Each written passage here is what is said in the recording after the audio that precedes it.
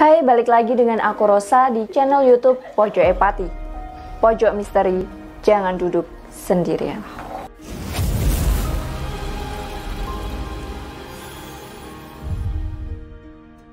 Di episode Pojok Epati kali ini kita akan bercerita tentang kisah horor yang ada di salah satu kampus di Indonesia. Nah, tapi sebelum lanjut ke video ini, jangan lupa untuk like, komen, dan subscribe. Nah, jadi kali ini Pojok Epati akan membahas tentang kisah di balik megahnya Universitas Gadjah Mada Yogyakarta, atau yang biasa dikenal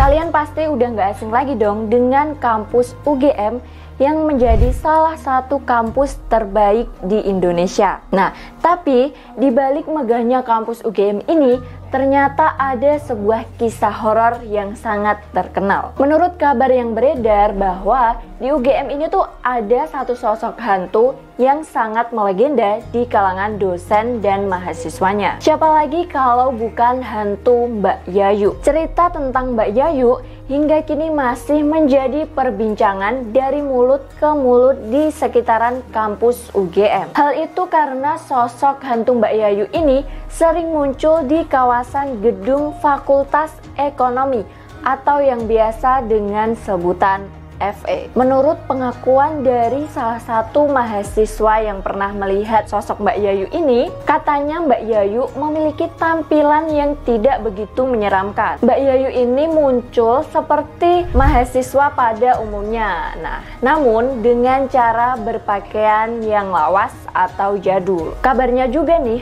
sosok hantu Mbak Yayu ini juga sering terlihat di CCTV Fakultas Ekonomi. Nah, jadi Mbak Yayu ini cuma muncul mulai waktu sore sampai malam hari aja di koridor lantai 3 Fakultas Ekonomi. Cerita tentang kematian Mbak Yayu ini kabarnya berkaitan dengan tugas akhir atau skripsi. Berdasarkan cerita yang beredar, Mbak Yayu ini adalah seorang mahasiswa angkatan lama Fakultas Ekonomi yang sangat rajin. Namun, berkali-kali Mbak Yayu ini mengalami penolakan dalam mengajukan judul skripsi. Jadi, karena judul skripsinya ini ditolak, Mbak Yayu tuh ngerasa sedih, kecewa, marah, dan stres yang sangat mendalam. Mungkin bagi kalian yang udah pernah ngerasain ada di posisi itu, pasti tahu gimana rasanya. Tapi sayangnya, Mbak Yayu ini melampiaskan kekecewaannya itu dengan cara mengakhiri hidupnya. Sayang banget kan, padahal tinggal selangkah lagi jadi sarjana. Tapi sampai sekarang belum ada nih